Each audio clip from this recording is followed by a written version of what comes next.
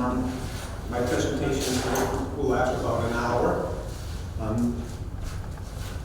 If you're interested in becoming a beekeeper, or if you're just generally curious about bees, you might have a lot of questions. So I'm going to ask you to hold on to your questions, because most of the time you get ahead of me.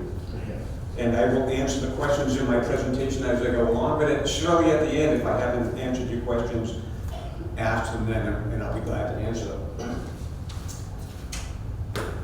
So here's the things I'm going to talk about in this presentation. I'll talk quickly about myself. I need a whole hour to talk about myself, but in the essence of time, I'll keep it really short. I'll put a hive here together tonight for you. And the hive I put together tonight is one way to construct a hive. There are many variations. So if you've ever seen anybody's beehives, they may look different, but what you'll learn about beekeeping is there are a whole bunch of rights, but very few wrongs. So there's just a lot of variations of one way to do things versus another.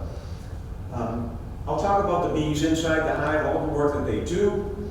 And at the end of what we call the bee season, or as you go along, certain beekeepers will collect honey as they go. Others will wait to the end of the season and collect it all then, but it's still the same process. And then I wrap things up with telling people how important honeybees are to pollination. All right, quickly. I spent 20 years in the Army. Some of it was on tanks, some of it was jumping out of perfectly good airplanes. I used to be this tall. But quickly. So there's a picture of my two hives in the spring, and you can see right off the bat there's two different versions of a hive, but there's reasons why they look differently. What I like to point out about my two hives as I get into the presentation is we're off the ground, because honeybees don't live in the ground, and they don't like to live on the ground. They have to be off of the ground in whatever they call their home. I live in Auburn, and Auburn requires me to have my contact information on the hive. In case there's any problem and I'm not home, they need to know how to get in touch with me.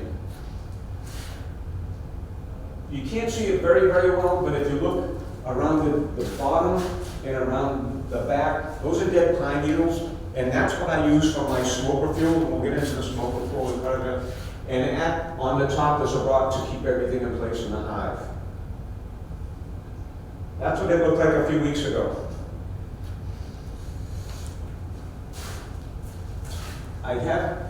They live all year. Honeybees don't hibernate. There are certain wasps and hornets where all the bees die, and the only bee that is alive is the queen, and she hibernates, and in the spring she comes alive again, starts laying eggs, and they begin their process again. But honeybees don't do that. They live all year, and they'll stay in the hive, and they cluster, and they keep warm by beating their wings. I don't clear the snow off the top or around the edge, because that gives them some insulation, but I still have to give them some ventilation at the front of the hive. So I walk through the snow to clear the entrances to the hives. And I wrap my hives with insulation in the winter to help keep them warm. So what do you need to be a beekeeper? There are different types of outfits. People will wear what they're comfortable wearing. This person here is wearing a full jumpsuit with a front veil, gloves, some sort of protective clothing. This one again is a full jumpsuit. I don't use a full jumpsuit. I have my gloves, and I use a jacket. That's my preference.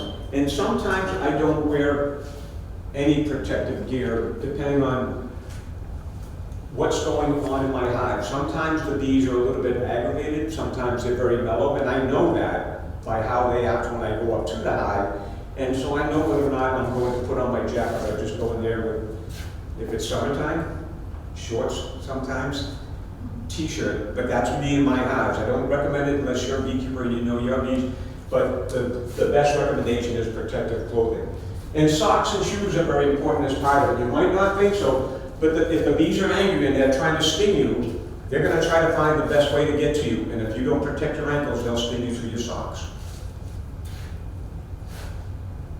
This is all you need to be a beekeeper. Very simple equipment. On the top, We've got the smoker, and that's that person's veil, the pair of gloves. This is a hive tool. This is a hive brush. This is smoker fuel. And I don't buy smoker fuel. I grab those dead pine needles and those dead leaves, and I put them in my smoker when I need to go into the hive. And I'll talk about that. So here's a hive brush, and here's a hive tool. This is to help you maneuver things in the hive. If things are stuck together, you can just use this as a wedge bar. And then it's got a curved end. You can do the same thing. And if the bees are in your way or if they're on you, it's a very soft brush. You just gently brush the bees off you or brush them out of your way. Two simple tools, and your smoker. The smoker, when you go into hive, serves two purposes. The bees communicate through pheromones. They're sending scents to each other. And so when you open up the hive, they can communicate with each other very well. So we break up their communication by smoking the hive. So when you open up the hive, this is just a simple bellows. I got dead pine needles, smells good. Dead pine needles and dead leaves in there. Light them on fire. Get some embers going. Once the flame goes out and it's smoldering, you close it up and you get a set of bellows. You open up the hive. I don't know why they do it. I've been doing this for 18 years. They're all through the hive doing work, but for some reason there'll be several hundred bees on top of the inside of the hive, and they're in your way, and you've got work to do. So when you open up the hive, you throw a couple puffs of smoke across the top of those bees, and in addition to breaking up their sense of smell, it also tricks them. They smell smoke, they think there's a fire. Boom! They go down, most of them will go down out of your way, collect some pollen, collect some honey, in case they have to leave the hive because that fire is getting closer and closer. Now there's not as many bees in your way as you do your work. You can do your work, and when you're done, you close everything up. After a while, the bees go, don't smell anything, false alarm, they go back up to the top again. So that's the purpose of the smoker. The only other thing that's not on my slide, if you're going to be a beekeeper, is to have an EpiPen set. I'm not allergic to bee stings today, I might be tomorrow, but if I bring somebody up there and they get stung by chance and have an allergic reaction, I want to be able to take care of them with an EpiPen set. So if you're thinking about being a beekeeper, go to your doctor, tell them you're a beekeeper, and ask your doctor to write you a prescription for an EpiPen set. Your doctor should be smart enough to do that for you. And my joke is, if the doctor doesn't do that for you, get a new doctor, because your doctor should know that. Okay, they make several other items that may be helpful to do your job, but other than just what I just showed you, I only use one other piece of equipment. And I'll put it up there later. It's called a frame hanger. That's the only other thing I use in my hive. Being a beekeeper is very simple work. This is an example of a complete beehive. If you were to buy it today, well, not today, this was 6, 7, 8 months ago. 2 big boxes, 1 small box, inner and outer cover, bottom board, entrance reducer, and all the frames that you need to fill those boxes. $198 if they paint it for you. If you can pick up a paintbrush, save yourself some money and have them just ship it to you plain pine. Here's a kit. Look at this price. Same thing, July, $40. There's your jacket with hood, your gloves, your smoker, 2 hive tools, a brush. This is smoker fuel. Again, I don't buy smoker fuel. And some other things that a couple of them I know what they are. 18 years, and there's a couple of things up there I don't know what they are. So if you're thinking about being a beekeeper and you go online and look, you'll see all different components, different prices. You only need a suit, a smoker, gloves, hive tool, and a brush. This is another version of a frame hanger. I recommend if people are going to be a beekeeper to buy a frame hanger because it comes in very useful. How do you get your bees if you're going to be a beekeeper? There's 5 ways. The easiest one to talk about is a situation I was involved with, an established hive. I used to live in a house in Auburn. I went to Afghanistan in 2014, 2015. And when I came back, my wife and I decided to sell the house. The kids were grown and gone. We don't need the big house anymore. So we started looking around for condos. And we had a couple picked out, and I knew I couldn't keep my bees on the condo property. I didn't know what I was going to do, if I was going to continue to be a beekeeper. So I decided to sell my 2 hives. And somebody that was going to be a beekeeper came over my house with a pickup truck. At nighttime, we closed it all up, put them on the back of the pickup truck, moved from point A to point B, took them off the pickup truck, opened them up. The next day, the bees have a new home on somebody else's property. That person started with 2 established hives. Instant beekeeper. Most people will do what they call buying a package of bees. A package of bees. This is a package. Around here, there are a couple of bee suppliers, but most of the people around here will simply take an order from you that you want to buy a package. And they'll compile all those orders, and then in April, they'll get an empty truck, like a U-Haul kind of truck, drive down south to some place like Georgia or South Carolina, fill that truck up with all the orders and bring them back to Massachusetts. This is 3 pounds of honeybees. About 10,000 bees. Sounds like a lot, but once your hive is well established, you're going to have about 60,000 bees in your hive. So, what you do is when it's time for you to go to that supplier and pick up your bees, you'll bring this back and put them into your hive. Now, the way they make these is down south, they have a big scale. They'll take this empty box and they'll put it on the scale, and then they'll take a funnel, and then they'll come over here and take frames of bees out of hives and shake them into the funnel. Get another frame, shake the bees into the funnel. When that scale says 3 pounds, they close it up. If you order a queen, they go over there and they take a queen from those hives, not these hives, and they'll put her in her own little cage. And they'll take her and put her in there with a couple of female attendants to keep her company. And then they'll close up the hole with a sugar cube and a cork. Now, the reason why they keep her separate is she is not their queen. If they just took a queen over there and put her in this box, they would kill her because she is not their queen. And so this will be hanging in there. And because they're coming from down south, they're going to be hungry, so they put a can of sugar water in the hive to let them eat. You can't see it well there on their trip back to Massachusetts. When it comes time for them to put these bees into the hive, I take that cork out, and that exposes the sugar cube. Now, this is a screen, so while this is in there, the bees that are in there are going to go by that screen, and they're going to smell that queen. They're going to see that queen and touch her and taste her.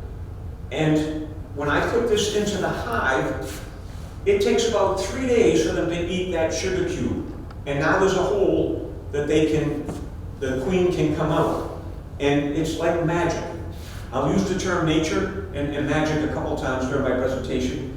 Because they've been exposed to her for that amount of time, they accept her as their queen. Very simple. Queen cage.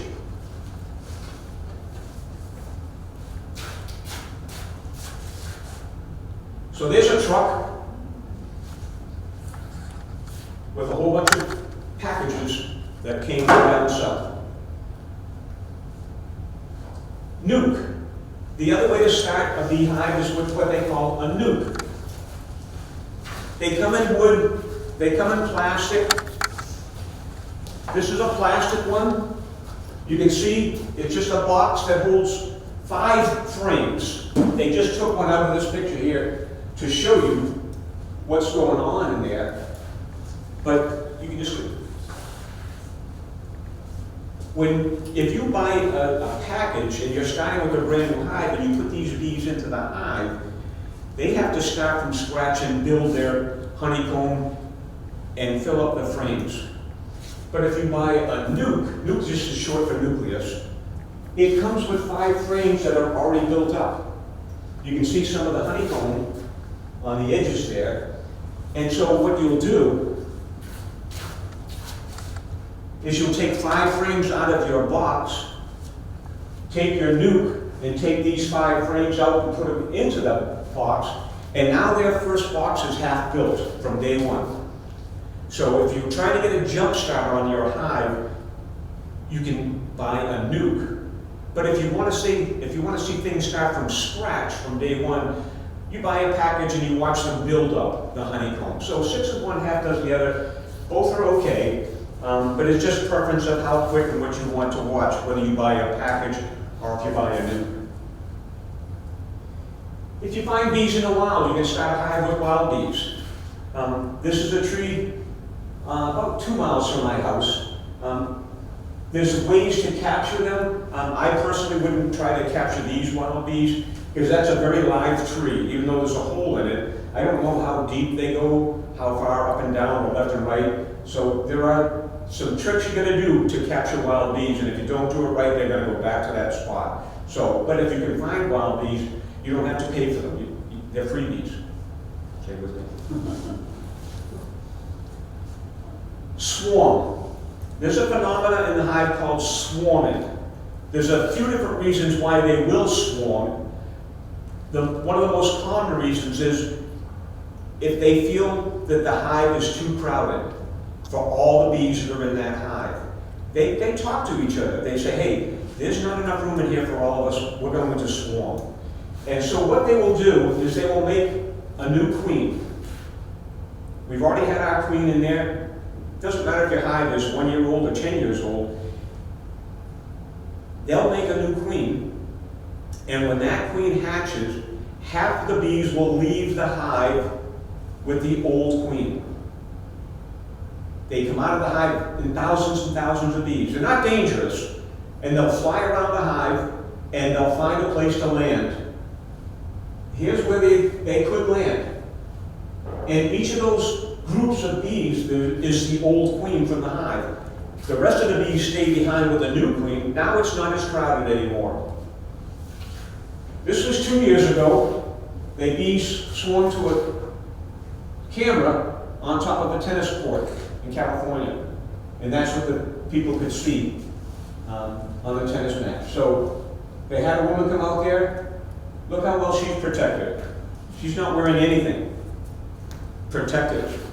Because even though it's very spooky to see that many bees and hear that noise, it's probably the mellowest the bees will ever be. In their hive, they protect the hive. When they leave the hive to find a new home, their main focus is to find a new home. They have nothing to protect, so they're not defensive. And so she is very comfortable using a special vacuum cleaner to capture those bees, and then she'll take them and put them in a hive to start a new hive. This was a baseball game 2 years ago. Arizona and LA. The bees swarmed to the netting up behind home plate. This guy was a little bit more cautious. He's got a full suit on and gloves, but what he is doing is he is spraying them with sugar water first. So now not as many bees may be flying around. So they're sugar water, they're cleaning each other up and staying in that big cluster. But he did such a good job, and the people were so impressed, they let him throw the ball up for the first pitch of the game. So if you can capture those bees, you can start a hive without buying a nuke or a package. So this is what a typical hive looks like. This is what my hive looks like. This is what a lot of my friends' hives looks like. All the different components. I'm going to put the hive together here for you. We have the bottom board, the hive stand, the bottom board, the entrance reducer, the deep boxes. Sometimes they're called supers, brood boxes. There's a couple different terms, but most beekeepers will start their hive with one brood box, and that's what I'll show you today. And when that one's almost full, they'll put a second one on there. And when that one's almost full, now it's time to worry about collecting honey. And so they'll put what they call a queen excluder on there, and I'll point that out. And then they'll put a smaller box on top of that to collect their honey. And then you have the two covers. So, there's my hive stand. And again, the first thing you do on top of the hive stand is your bottom board. This is their ground floor. The first box you put on there is your brood box, your deep box. This is their start of their home. It doesn't matter what size box you have. They have actually 3 different size boxes. I'll call them large, medium, and small. Most beekeepers buy this style of boxes, and it holds 10 frames. They do sell smaller boxes that hold 8 frames, but that's the minority of beekeepers. Most beekeepers have the boxes that hold 10 frames. The medium-sized box holds 10 frames, it's just a smaller box. And the small box holds 10 frames, but the frames are just smaller because it's small, medium, and large. So, this is a deep box. Old-style beekeepers just took a wooden frame and would insert a sheet of wax in this frame and support it with some horizontal and vertical wires for stability. And that's how they would do beekeeping back in the olden days. There are still some traditionalists around there. They like the old school method. It's cool, but it's just a little bit more work. What a lot of beekeepers do now is here's the same frame, but instead of putting a sheet of wax in there, they buy these inserts.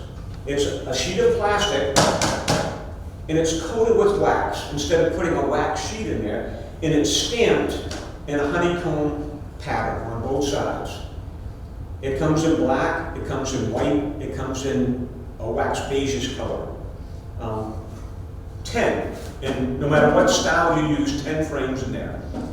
So I'll put 10 frames in there, put a package in there, and when I go down there to check on my bees on a regular basis, when I notice that this box is about 70%, 80% built up with honeycomb, pollen, brood, I said, okay, it's time to put a second box on it. So they'll take this and we'll build it up with honeycomb on both sides. Now this is a little bit beat up because I take it back and forth to libraries, but I'll pass it around. If you look, this area is dark on this side, and this area is dark on this side. So when this was in the hive, this tells me as an experienced beekeeper is where the queen was laying her eggs. And what they'll do is they'll put pollen and honey around the edges, and every frame is like a mini nursery, babies and food. And so the way that bees work is they'll start with the middle empty frames and put honeycomb on both sides, and they start in the middle of the box and they work their way to the outside. So when I go down there one day and see that it's almost all the way out to the outside, 70-80% filled up, that's when I'll put my second box on there. I'm building the nursery. I'll put another box on there, I'll put 10 frames in there, they'll do the same thing. They'll work in the middle and put eggs and honey and pollen throughout the second box. So, take a look at what a normal empty frame looks like. So when I go down to the hive, in that second, I'm only going to put one big box up here for the table. And I see that second box is about 70 to 80% filled. That's when I'll add what they call my honey super on top of that second brood box. But before I put that smaller box up there, this is the smaller box, I'll put what they call the queen excluder on top of my second brood box. Now, the reason why we do this is because we'll see in a little bit that the queen is the largest of the bees. She's down here laying eggs, but at the same time, uh-oh, we have to touch this.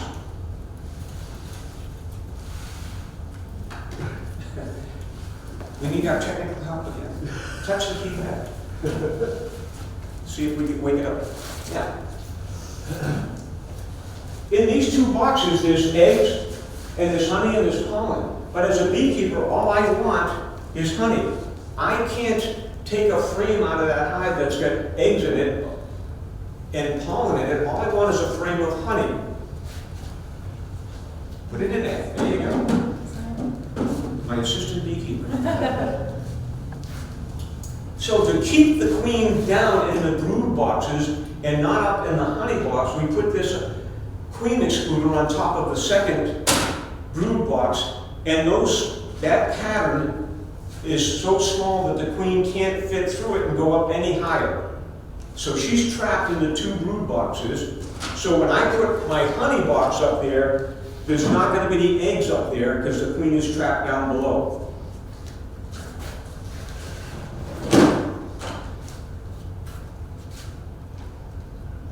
Another frame, sheet of plastic coated with wax white. It'll hold 10. They'll take this empty frame. They'll do the same thing with the little frames as they do with the big frames. They'll put honeycomb on both sides of it.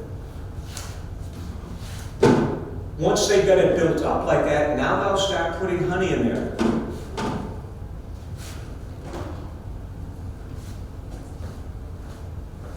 So this is a frame of honey that I took out of one of my hives. Again, I'll pass this around.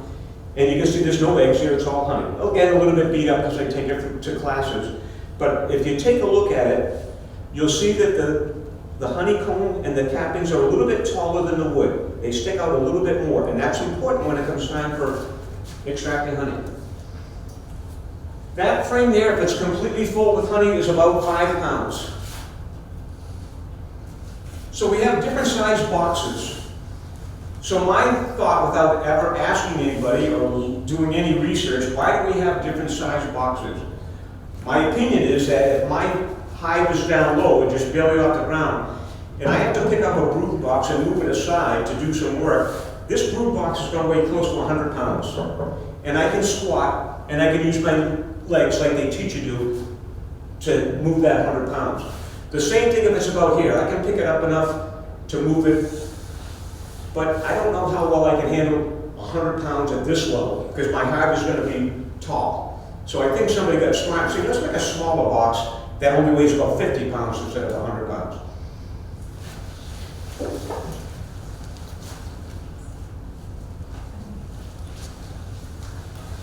So these are the three casts of bees that are in the hive. That works. The queen, again, I told you she's the largest bee. The drone and the worker. So there's the queen with a dot on her back.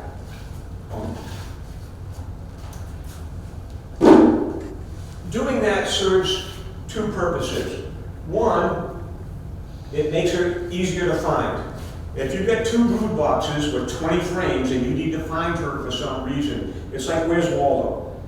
Even though she's a little bit bigger, there's thousands and thousands and thousands of bees. So by putting a dot on her back, it makes it easier to find her.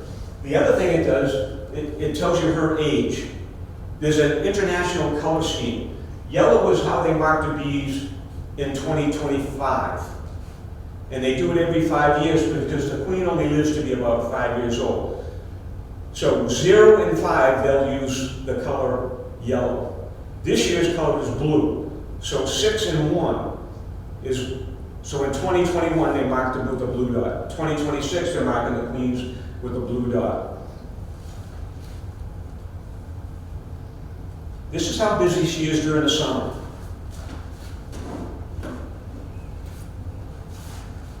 She's very prolific. All she does is walk around.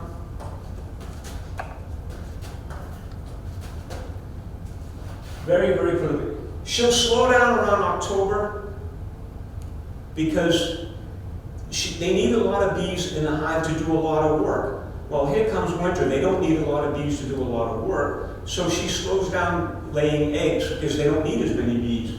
And so she won't lay any eggs in November, December, January. But she knows, a nature thing again, that they're going to need new bees pretty soon. So in late January, early February, she'll start laying eggs again. 100 today, 150 tomorrow, 100, until she gets, here comes April and June, where she's up to 1,000 and 1,500 eggs a day. One queen per hive. I told you what happens if they need to swarm, they'll make a second one. But she has a stinger, but she doesn't use it to defend the hive. That's what the other bees are for. Her job is to lay eggs. The only reason she will use her stinger is if she needs to fight another queen. If that new queen doesn't leave for some reason, they'll fight. The drone. So here's a queen without a dot on her shoulders, and here's a drone. They're the boys. They don't have a stinger. I don't know why nature didn't give the boys a stinger. They gave the girls the stinger. And the analogy I use is a football team. You want to build your offensive line to protect your quarterback. Do you draft a 120-pound person on your front line? No. You draft that 300-pound guy, the biggest guy to defend your quarterback. Well, you got the biggest guy in the hive, and you didn't give him a stinger to defend the hive. They do serve a couple of purposes outside the hive, but they don't do any work inside the hive. None. So, but because they do serve a couple of purposes outside the hive, the girls will clean them, take care of them. They'll feed them, because they do serve a purpose. Their main purpose, as far as this class is concerned, is to mate with the virgin queen. When that new queen hatches I talked about, and she goes out, she's going to do a mating flight near the hive. She's going to be like a dog in heat. She's going to be exuding these pheromones. The boys are going to smell that and come out and try to mate with her. And so that's the important part as far as what the boys are doing outside the hive. But here comes winter. Here's where the girls become very mean, very vicious. They say, look, we kept you around here because you served a purpose. Your main purpose was to mate with the virgin queen. There's not going to be any mating in December or January. You're not going to hang around the hive and eat the food that you didn't earn. So goodbye. So when winter time comes, the girls kick the boys out of the hive. If the boys come back in, they try to chase them down inside the hive and trap them in a corner and gang up on them and beat their wings enough to generate heat, to kill them with heat. If they can't kill them with heat, they'll trap them and they'll bite their wings off. And now they'll just push them outside the hive and they drop on the ground and they die. So in the wintertime, there are only girls in the hive. But again, another nature thing, the queen knows that. Here comes March and April. The weather's starting to get warm. She goes, we might need some new boys in the hive. So she'll start laying some boy eggs. Those boys will hatch, and then the cycle just repeats itself. This is the worker. I wanted to point out the characteristics of the boy. Here's the worker, the girls. She's got far spread eyes, but look at the boys. Look how close his big eyes are there. So it's easy to tell them not only because of their size, but they stand out really clearly. Doesn't matter if you're the queen, the worker, or the boy, they all go through these 4 stages of life.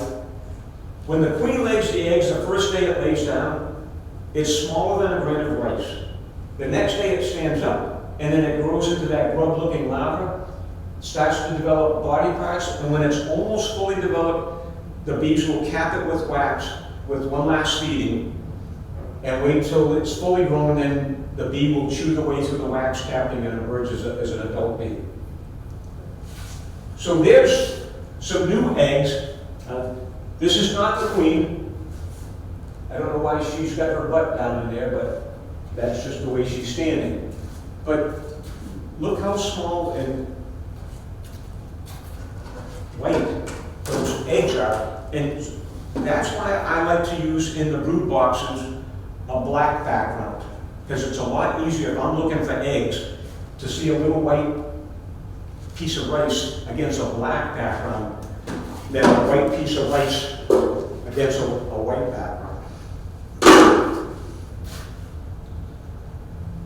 It grows into that larva. The bees are feeding them. You can see it looks a little bit slimy in a couple of the cells. That's because they're feeding them. They're giving them some water, some honey, some royal jelly, some pollen.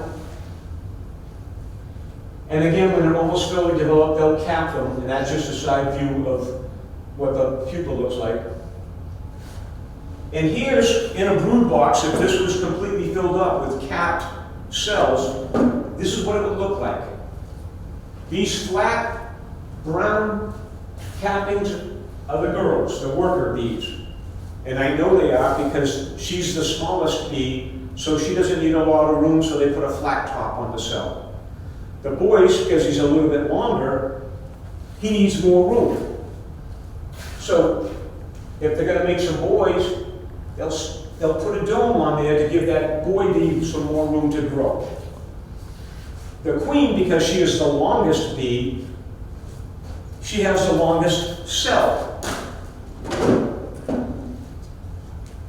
There is not enough room between these two frames for that long cell to go horizontal. And they know that. So what they'll do is they'll make a vertical cell for the queen, if they're making a new queen, to give her enough room to grow in that long cell. And again, there's 8 pictures, 1, 2, 3, 4 across the top, 1, 2, 5, 6, 7, 8 across the bottom. The bee starting to chew her way out of the cell, and I know I said she, because that cell was flat, so that's a worker girl cell. And bit by bit, she gets more and more of herself out of that cell until she finally emerges as a brand new bee. Look at very fragile looking, no color, a lot of hair. So this is how long it takes those bees to hatch. The worker, because she is the smallest bee, will hatch in 21 days. The boy, because he's larger, takes him 24 days, and he needs a couple extra days to grow.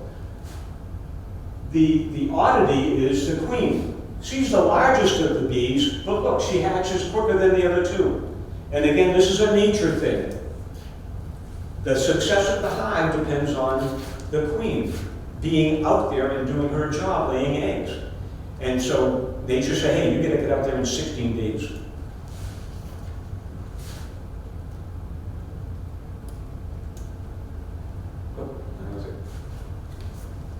Here's a girl. They have glands in their body that makes wax. When they eat honey and pollen, I'd have to ask a doctor or a biologist, an entomologist, right? What the correct term is for what transforms in their body that takes their digestive intake and enables them to make wax out of their glands.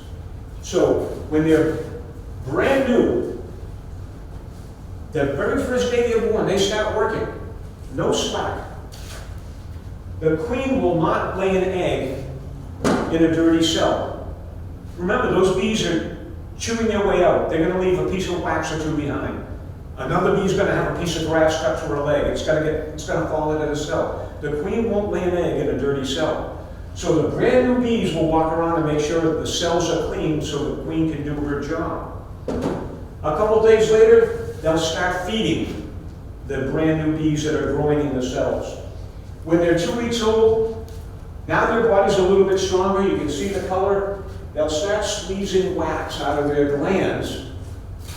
They're not strong enough to build with it, but they can make it. And you got this empty frame here? They pass that wax on to the older bees who are stronger, and those are the older bees that will make the honeycomb.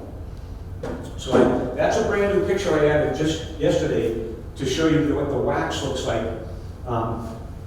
that the bees take and makes all that honeycomb with.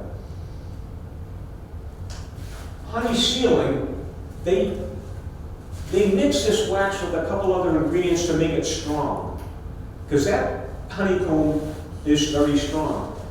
But they can use this wax just like that in its rawest form to take this honey super wax cells and coat them, cap them, because that wax is not as strong as the wax that's down below.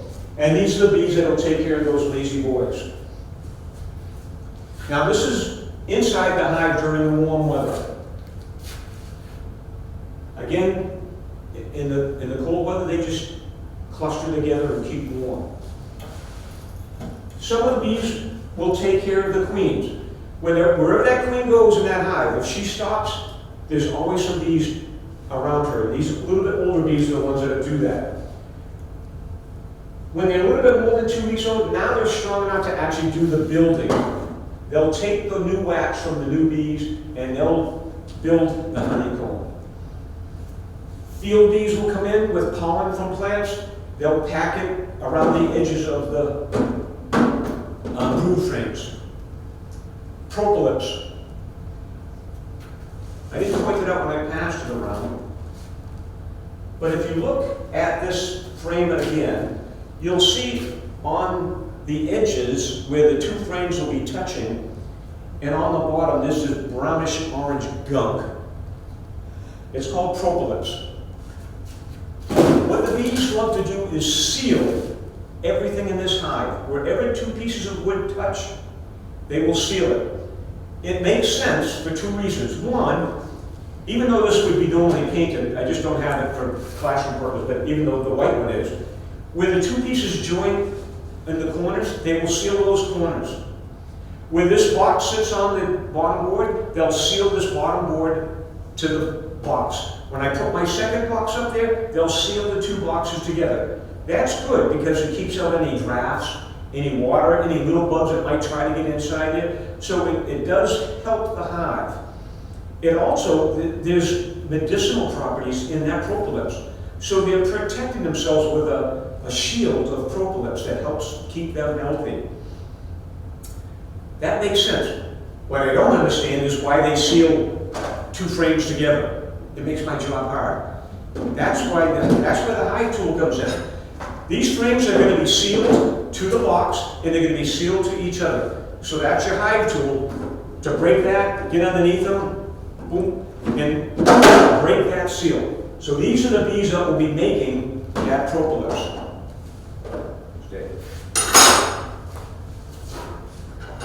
Bees will die inside the hive. What they do is if they're in this box or the other box, and they just get old and die, they're going to fall to that bottom board. And so there will be bees on that bottom board that will take them out and just drop them on the ground in front of the hive. I went up to my hive the other day after all that snow melted, and I had so many dead bees on the ground in front of my hive. It's a fact of life.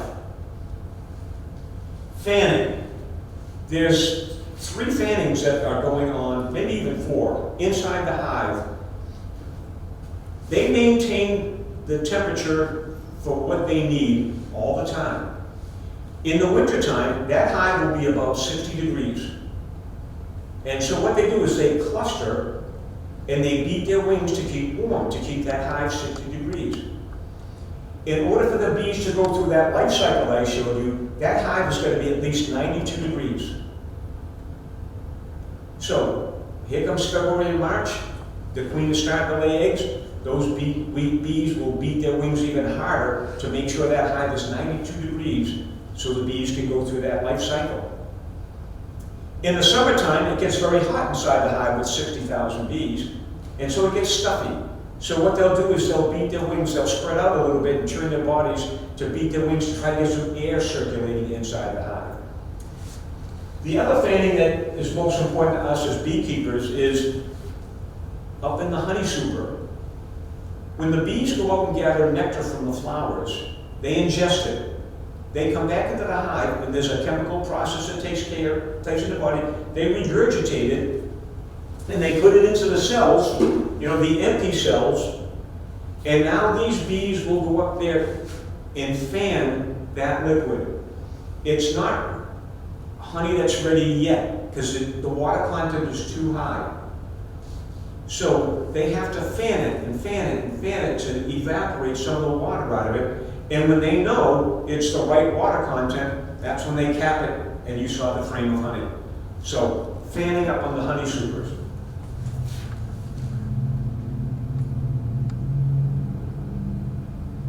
Guard bees. There's 3 levels of guard duty going on with this hive. One group of bees are on guard duty on the bottom board inside the hive. The other level of guard bees are outside the front of the hive walking back and forth. The third level of guard duties are bees that are outside flying around in the air. And the analogy I use in this case is a Navy task force. You get an aircraft carrier out there, they don't always leave the planes, all the planes on the ship at the same time.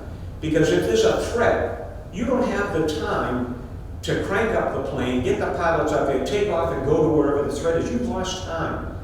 The bees are the same way. They don't want to have all their guards inside because it may be too late by the time they go out and take care of any threat. So they'll always have bees flying. The Navy will always have planes flying around the task force to protect the task force on a moment's notice. The bees are the same way. They'll have bees flying around outside the hive, smelling for danger. You know how good a sense of smell a dog has. They find drugs, guns, bodies, bad guys. They've done tests. A honeybee's got a sense of smell 50 times greater than a dog. 50 times. So that's why they're up there flying around smelling. If they smell a threat, like a bear, they'll come back and they'll tell these bees down here, hey, there's something coming in this direction, be ready. And so they're the first wave of defense to tell these bees to be ready. These bees will defend the hive. If they can't defend it by themselves, they'll talk to the guard duty bees inside and say, hey, come out and help us. And those guard bees will come out and be the reinforcements. 3 levels of guard bees. Water carriers. They drink water just like you and I do. So there'll be bees that will go out and gather water, bring it back. 3 weeks old to 5 weeks old in the summertime. All that, even though some of them are out there flying around, they're not really working. Now comes the time when the bees go out and do work. These are the bees, when they're 3 weeks old, will go out and gather pollen. They'll go out and gather nectar and bring it back to the hive. In the summertime, they only live to be about 5 weeks old. A lot of them don't make it back to the hive. They die out there doing their job. And the reason why is because they just work themselves to death. As soon as the sun comes up, those field bees will go out, and they'll go up to 2 miles away to find pollen and honey and bring nectar to bring it back to the hive. 2 miles out, 2 miles back. Drop it off, 2 miles out, 2 miles back. Drop it off. All day, every day, Monday through Friday, Saturday, Sunday. There's no weekend breaks or anything like that.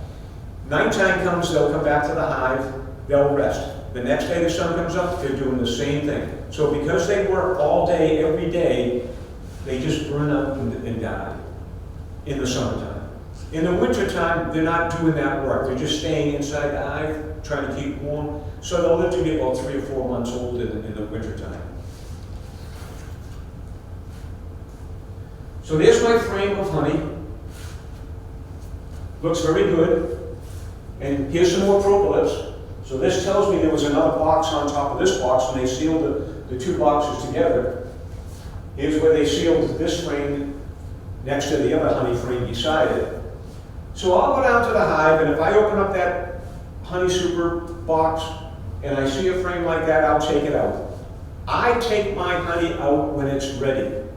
There are some beekeepers that don't do that. They'll get that box filled up with honey, then they'll put another box on top of there. They'll let that box fill up with honey. They'll put a 3rd box on there, and they'll take all their honey out of the hive at once, like September, October. I don't, and I'll show you the reason why I don't. I take each frame out as it's ready. I pointed out that the honey frame, the cells of the cap stood out just a little bit further than the wood. And that's good for us as beekeepers, because all you do is you take a knife, you lay it on the wood, and you just slide it down, and you're just taking the caps off the top of the honey cells. You do the same thing to both sides of that frame I showed you. This is a honey extractor. This one has got 2 baskets in it. Each basket will hold 2 frames, so you can extract 4 frames of honey with this extractor. So you take the caps off of both sides of 4 frames and put them in the 2 baskets. This one's a mechanical extractor. This is a hobby level, 2 baskets. They do make them with larger baskets that you can do like 8, 10, 12 at a time. And they also make them electrical, so you just turn it on. But this one's got a handle on it. Once you've got the 4 frames in there, you take that handle and you crank it as fast as you can for about 30 seconds. It's got a clutch in there, so once you stop, the handle doesn't keep on spinning. When it slows down, you take a breath, you do it one more time, and what you're doing is you're whipping the honey out of one side of the frames. It hits the side of the barrel and goes down to the bottom. When you've done it a second time, you take those frames out, you turn them around, put them back down in there. You do that 2 more times to whip the honey out of the other side of the frames. Now you've extracted the honey from both sides of 4 frames. You open up the valve at the bottom of your extractor, and here comes your honey, your raw honey. Look at it. It's got a bunch of wax pieces in there. Because even though you shaved it, you're going to take a nick here, a nick there, and some of that's going to go whipping into that barrel. So when you open up the valve, some of those wax pieces are going to mix with the honey. And most people don't like wax pieces in their honey. So what you do is you get another 5-gallon bucket, and you got the strainer, and you put that honey into the strainer, and that catches anything besides the wax. And pure honey goes into the 5-gallon bucket. You put that 5-gallon bucket on the table, open up that valve, and here comes your strained honey. You're good to go now. You don't do anything to it. You don't cook it like maple syrup, you know? 3 jars of honey from a hive.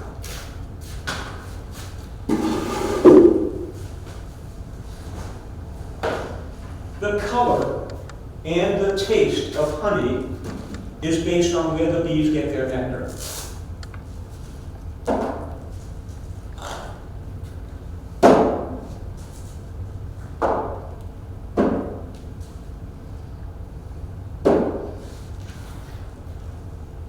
This is why I take my honey frames out when they are ready.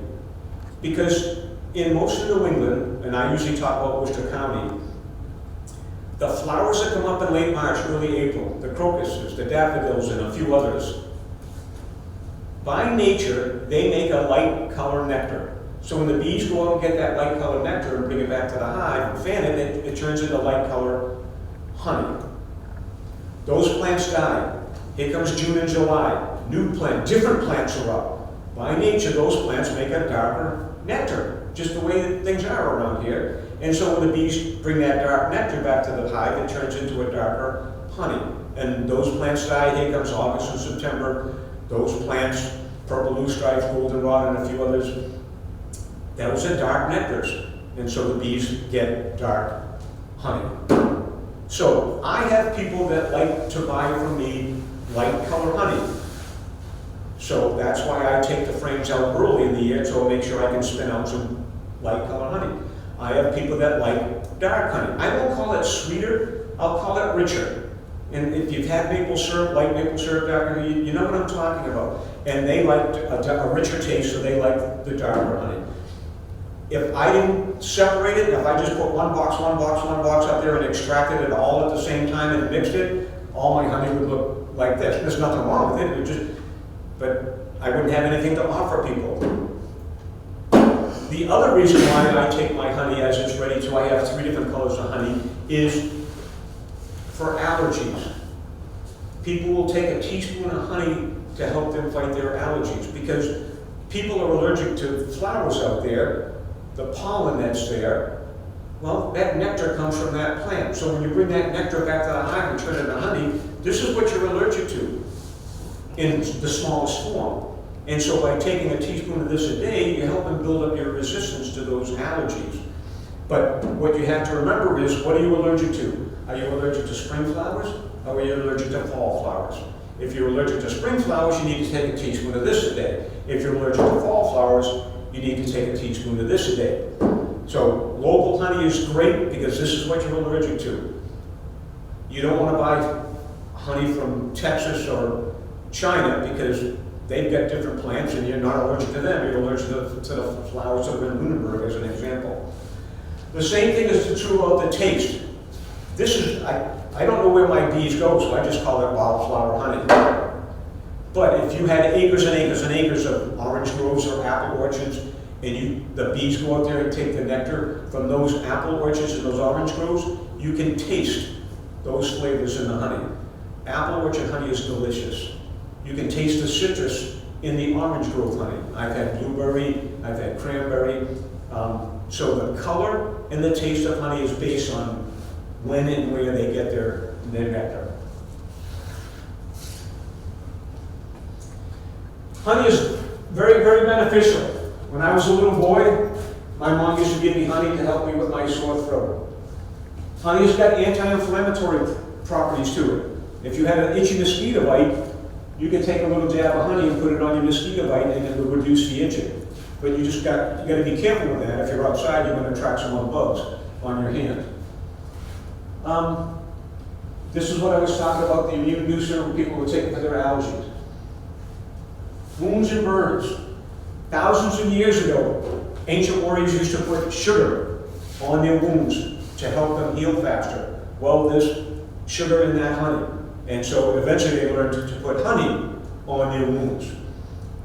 I'll talk about that subject in a little while again.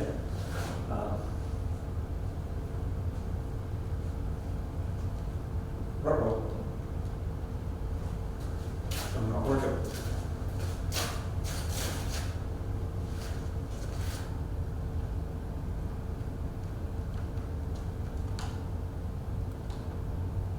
Oh, I just lost myself. Can I go back?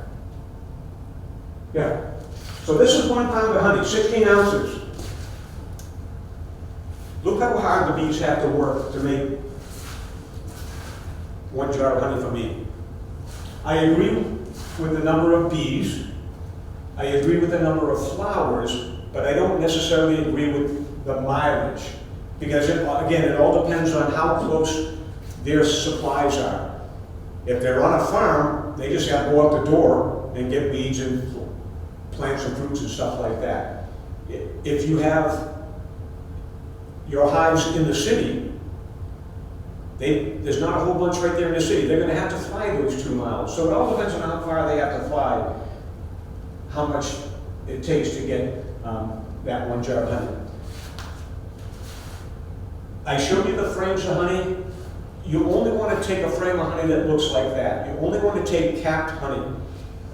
If that frame of honey was about 70%, 80% full on one side, and 60, 70% full on the other side, and the rest of it was glistening because they hadn't finished fanning it and capping it, you don't take it.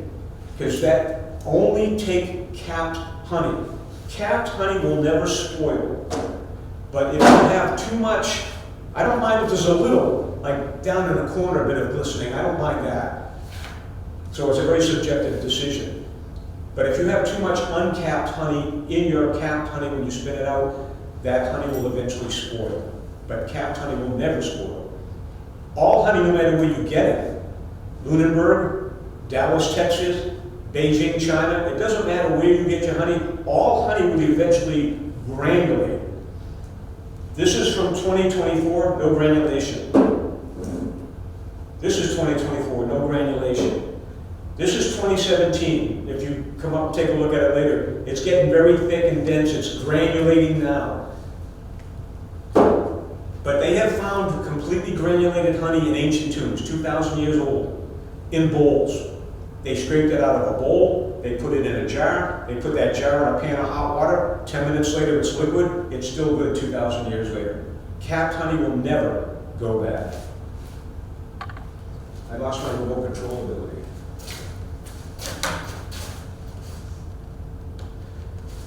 Pollination. The honeybees are so important because they pollinate about 1/3 of the fruits and vegetables you eat every day. This isn't all of them, this is just some of them. There are other pollinators out there in Massachusetts and the world. Bumblebees pollinate, wasps, hornets, butterflies, even bats pollinate. But honeybees are important in the respect of sheer volume. You ever look up in your eave and see a paper wasp? How big is it? It's this big. There's 20 bees there.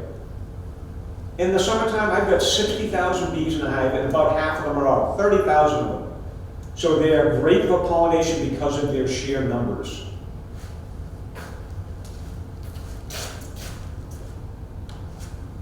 So what can you do to help? When I moved into my house in Auburn, the second year, I rototilled my yard. I made a 20 by 40 foot garden in my quarter-acre lot in Auburn. Pretty good, 20 by 40. Farmer John. That first year I had the lousiest garden. Come on, John, you can do better than this. The next year I became a beekeeper. And so in that year, when I was out there doing some weeding and fixing my garden, I would see the bees in my garden. I said, hey girls, you're doing really good. That second year, my garden was excellent because of my bees. So, if you want to help them, plant flowers, fruits, anything like that, vegetables, to help them pollinate and bring stuff back to the hive. You're not going to plant enough in your yard to support a hive, but you can do your little bit. I used to kill bugs in my garden, but I didn't realize at the time, before I was a beekeeper, that I was killing the bad bugs and I was also killing some of the good bugs. So I stopped using chemicals. Roadside flowers, you might see certain medians and highways where it says do not mow, pollinator garden, things like that. Talk to your city, see if you can get that done in your city. Where I used to live in my house, my neighbors had the golf course lawns, and I had to keep up with the Joneses. So I bought the Scots 4 times a year, put that down, made my fertilizer, made everything look green, but killed the dandelions and the clover. Then I found out that the dandelions and the clover are great for the honeybees. So after that, I stopped putting that stuff on my lawn. I let my dandelions get this tall, I let the clover grow, because it was green. It wasn't grass, but it was green. Raise awareness. I raise awareness by coming to libraries. I was talking earlier to the woman that was helping us out here.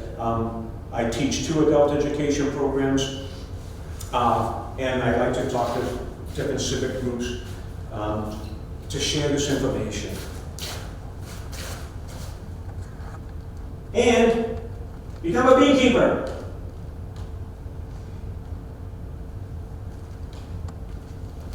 If you're thinking about becoming a beekeeper, I belong to the WCBA, Worcester County Beekeepers Association. They are the oldest and largest county beekeepers association in the United States. Everybody knows Worcester County Beekeepers Association in the beekeeping world. I kid you not. They have their own bee school. It opens sometime in December. I don't know the exact date, but it's always open in January. It's 8 weeks long by Zoom.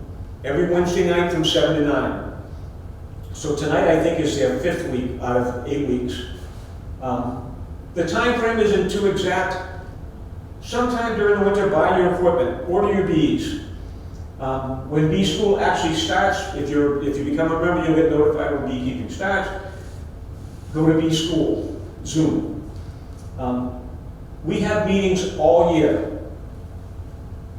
The first one is in May, and what they do is, the first meeting they'll go to somebody's house that has like 10 beehives.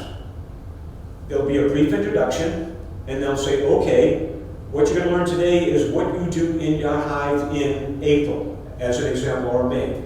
You ready? Okay. You 10, go over here to this side. There'll be an experienced beekeeper waiting for you, and that experienced beekeeper will talk you through and show you what you do in a hive in April or May.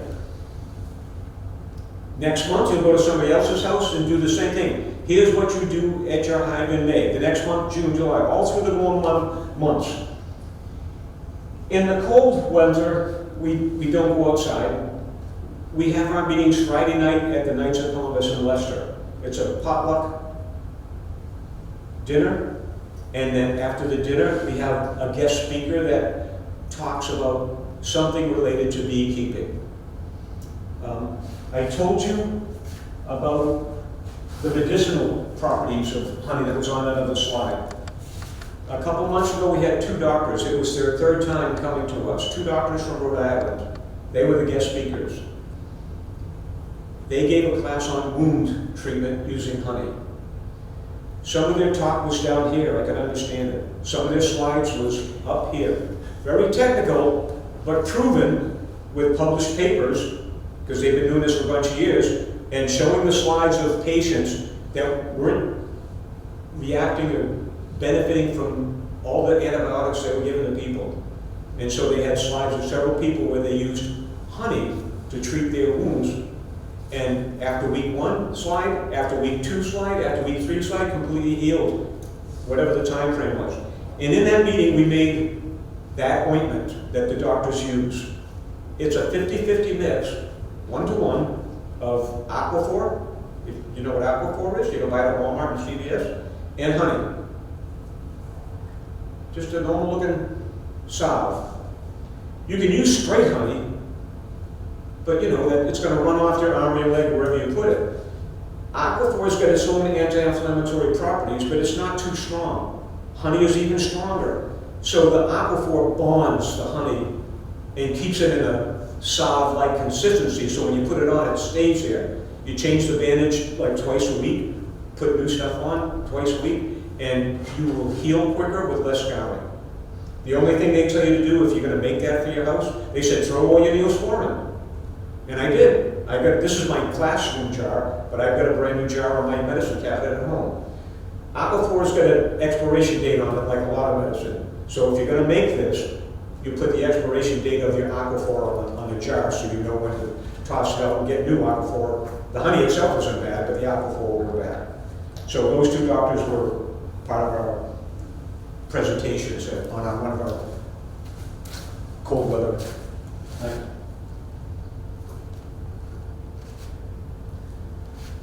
So there's my contact information. I got little paper business cards over there on the shelf with the same information on it. That's the Worcester County Beekeepers site. If you're thinking about becoming a beekeeper, I know you're probably very apprehensive. You're going to get a package of bees. You're going to be the new parents of 50, 60,000 bees. Worcester County Beekeepers has got a mentor program. If you become a member, I need to talk about their school again. And that's very, very important. You don't know what to do. The first year as a beekeeper, I didn't know they existed. How do I want to be a beekeeper? How do I become a beekeeper? What do I do today? What do I do tomorrow? Google this, Google that, Google this, Google that. I learned everything on my own in the first year. My second year, I learned that there was a Worcester County Beekeepers Association. I joined them, went to their bee school. I didn't say how I got started with beekeeping, but I'll tell you. You may not know the store, but on Route 9 in Spencer, there's a home improvement store called Clem's. It's just like Lowe's and Home Depot, only it's a private store. Big white aisles, tall shelves. I was reading the Worcester Magazine newspaper, and there was a little blurb down there, come learn about beekeeping. Just like you go to Lowe's or Home Depot, learn how to install tiles, learn how to insulate your windows, you know? Oh, beekeeping, that sounds pretty interesting. So my wife and I went out there, we were a couple minutes late, we found where they were in the store. There was about 50 folding chairs, they were all full, and there were people standing around. I said, wow, this many people interested in beekeeping, I didn't know that. I bought my package from that man who gave his presentation.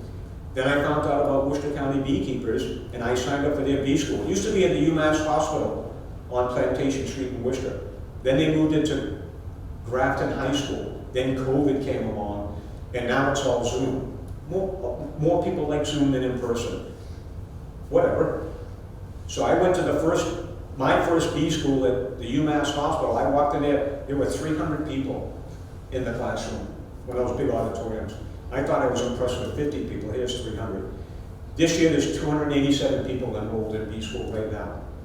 And to show you how popular they are, John, where's your papers? John, where's your papers? Are there plastic papers over there? I got plastic paper somewhere.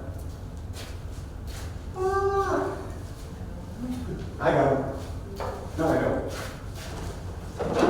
Yes, I do. Sorry. So this year in B School, 287 people. 7 from Connecticut, 4 from New York, 3 from New Hampshire, 6 from Rhode Island, 1 from West Virginia, Virginia, Washington, D.C., Florida, Kentucky, Hawaii, and 1 from France. People know Worcester County beekeepers. There are other county beekeepers associations in Massachusetts. There are other beekeepers associations in Rhode Island, Connecticut, New Hampshire, Vermont. But they come to Worcester because we get the quality speakers.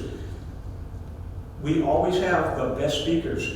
We have had people speak from other countries at Worcester County Beekeepers because I don't get a commission for promoting them. I don't get any perk for mentioning this and selling them. But I'm telling you, you can't get a better education than you can get from Worcester County Beekeepers. Not only their bee school, but the monthly meetings and the guest speakers. To go to bee school right now, if you want to sign up next year, it's $49.95. It used to be $45 last year. They had to go up in price. $49.95. If you sign up, you get membership in the WCBA when you sign up. I would say about 15 years ago, when I was a beekeeper just for a couple of years, the man I bought my bees from, he has his own bee school. At the time, I haven't checked lately, at the time, his 8-week bee school was $270. You can't get a better education for that price anywhere in the United States. They have a mentor program. After you go to your first meeting, you go home. You make contact with your mentor and say, hey, I went to the meeting Saturday. I saw what so-and-so did. You'll make a time and date. Your mentor will come over to your house. You and your mentor will go into your hive and do the same thing with your hive that you saw at the bee school last week. May comes along, June comes along. Every time you go to an outdoor meeting, you make contact with your mentor. Your mentor will come and you'll do that at your hive. So your mentor will walk you through your first year to get you going good in your first year, make you feel comfortable, give you that support, because you need it as a beekeeper. I think that's it. What are your questions? Do you have to live in Worcester County? Like, I live one town over. Nope. Okay. You can live anywhere. But for the mentorship program, is that something you just figure out with your mentor if they're willing to drive that far? I'm telling you, there are people that come to our meetings from Connecticut and Rhode Island to the outdoor meetings, wherever they are. Most of them are central to Worcester, but some of them are a little bit out to the outside edges. But most of them are very close to Worcester. Maybe the closest one to here may be Bolton. A lot of times we'll go to Bolton, something like that. And there are many people that belong to Worcester County Beekeepers that also belong to like Hampden County or Hampshire County or Exeter. They belong to different county beekeeper associations just so they're friends with the people in their area, but they still come to Worcester because of how good Worcester County is. You briefly mentioned bears. Pardon me? Bears. How do you keep bears? You kick them. Okay. Electric fences. I was mentoring a woman in Auburn. She moved to Princeton. So she had to transfer her hives from Auburn to Princeton. No big deal. I told you, put them in the back of a truck and drive them up. But if you're going to do that, you put the electric fence up first, then you move your bees. Because you don't want to take that chance that you're going to move your hives and have your electric fence installed on the weekend and the bear comes that day. So put your electric fence up and then put your hives in it. And you just can't buy any electric fence because they come in different strengths. You've got to talk to somebody that knows what strength you need for voltage for bears versus a cattle that's just going to bump up and say, ooh, let me get out of here. Because a bear will try it a couple times. And I've seen videos and I've seen pictures. A full-grown black bear, his fur is thick enough and his hide is thick enough that if the voltage isn't strong enough, Once he finds out that it's not strong enough, he'll lay down on that wire and bend it or break it, and here comes mama and 2 cubs into the hive and they destroy the hives. So you've got to have somebody that knows what kind of voltage for electric fence. Come on, you had 3 or 4 questions. Did I answer them as I went along? Yeah. I can keep going. Yeah. Yeah, I have a list. I'm sure you do. I know you mentioned that the bees can travel like 2 miles, but within the kind of immediate proximity of the hive, I've read that they come down from above, so it's not like a huge swarm. I have little kids. I've read it's not like a huge swarm immediately around the You don't hive. want to put your hives in a high foot traffic or a high pet traffic. I had a German Shepherd in my backyard, and if this was the hive, I had a run going from my house to a tree near the hive, but I put a stop on the wire, so when he stretched out, he couldn't get more than 2 feet closer to the hive, because I don't think the bee knows the difference between a bear and a German Shepherd. But you certainly don't want your bees next to a walkway where people are going to walk it. The bees' flight path is very steep, leaving and coming back. They come out of the hive, they're up like this, right up. They're not like a plane that goes a long distance. They come up and they go up. Same thing coming back. They come very close to the hive and then they drop down in.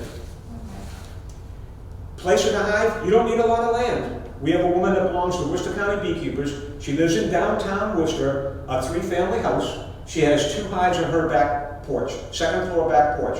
The bees leave her porch, they go wherever they gotta go, they come back to her back porch.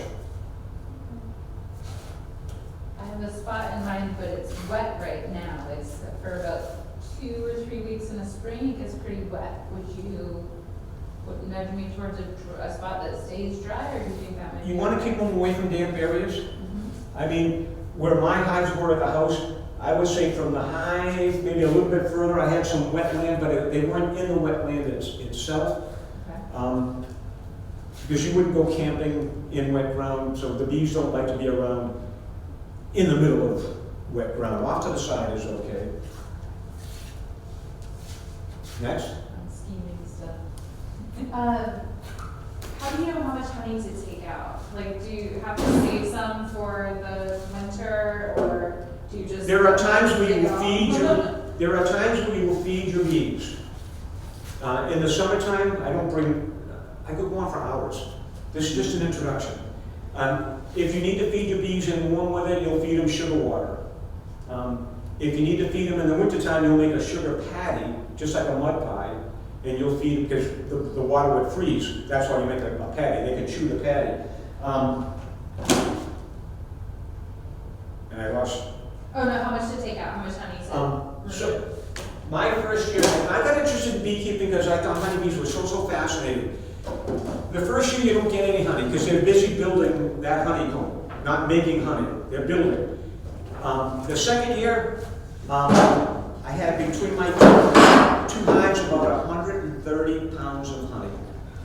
I said, I can't eat all this honey, and I found out I could sell it. So it turns out to be a profitable little hobby, but I'm not in it for the money. I'm in it because I enjoy beekeeping. But I don't purposely save honey for any particular reason other than to sell it. I do keep a little bit of honey here and there because sugar is good for, sugar water or sugar patty is good for some energy, but there's no nutrients there.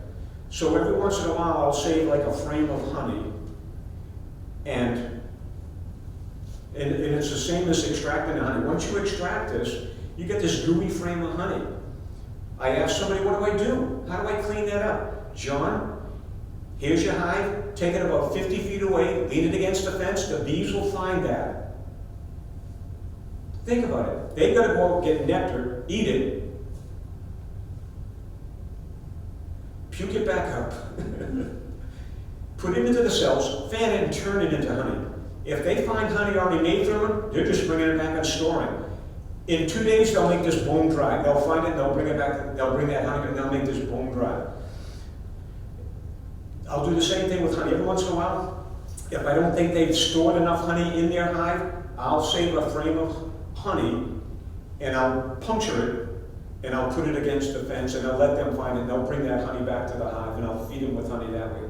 So, I don't know if that's the answer. Yeah, that's helpful, thank you.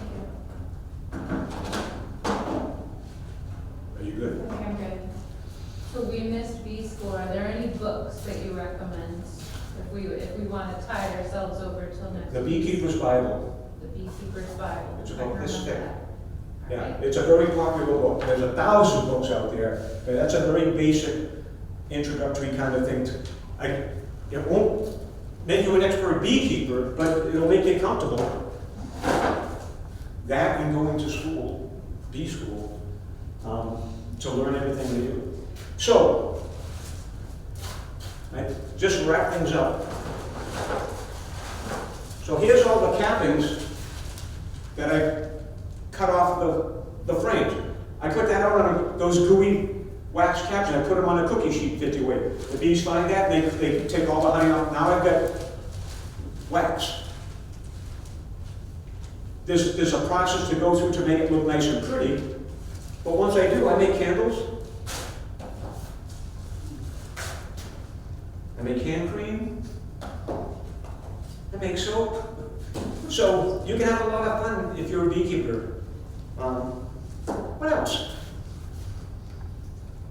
If you put that, the capping, if you melted it down, you put that on for like a starter?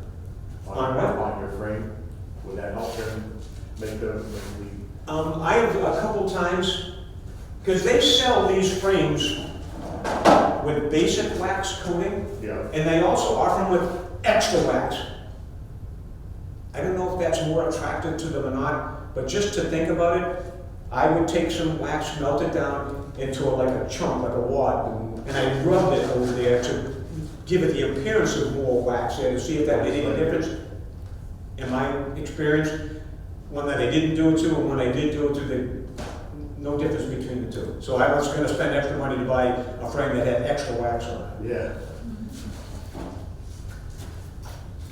So again, there's 3 brochures over there that talk about odds and ends things. My little paper business cards are over there. If you have any general information questions, if you're thinking about being a beekeeper, take a paper card and send me an email and I'll be glad to answer your questions. I have one more question, if you don't mind. No, you already used up my questions. Does the population of your hive always just keep going up and up and up, and then you get a No. second hive? Or No. do they kind of? Again, the queen starts slowing down in the fall. Yeah. And so the hive is only about half strong in the winter, but it grows up and they self-govern themselves. Yeah. You could, not last year, the year before, I showed you the picture, and for 16 years, I used 2 boxes for the brood and 1 honey super, again, because I take my frames up and I don't keep on adding more and more. But I thought there were more bees than I've ever seen, for me, 16 years. So I put a 3rd brood box on there to give them more room so they wouldn't swarm. But they kind of like self-regulate. I think the queen knows when she's going to lay X number of eggs in June or July and slow down in November, December, because they don't want to have a population of 80,000, 90,000. It's right around there. It was about the most they'll ever be, 60, 70,000 at the most. And they do it on their own. Are you going to be a beekeeper? Yeah, Where do you live? just down the road, Fishburg. You know, about 5 years ago, I gave a presentation at Leominster Library, and I was talking for about 10 minutes. And I said something, and there was a woman in the class, and she added to it. I said, oh, she knows a little bit. About 10, 15 minutes later, I said something, and she added to it that most people sitting in the group wouldn't know. I said, how do you know that? She goes, well, I've been a beekeeper for 3 years. I said, well, what are you doing out there? You should be up here with me. And she goes, no. She goes, I went to bee school 3 years ago. I've gone to a few meetings, and I just wanted to see what you had to say in case you were going to say anything new that I didn't know about. So I forgot to ask that tonight. Well, thank you for coming. I don't know where the other 6 people are, but they're lost. Thank you. Thank you. Thank you.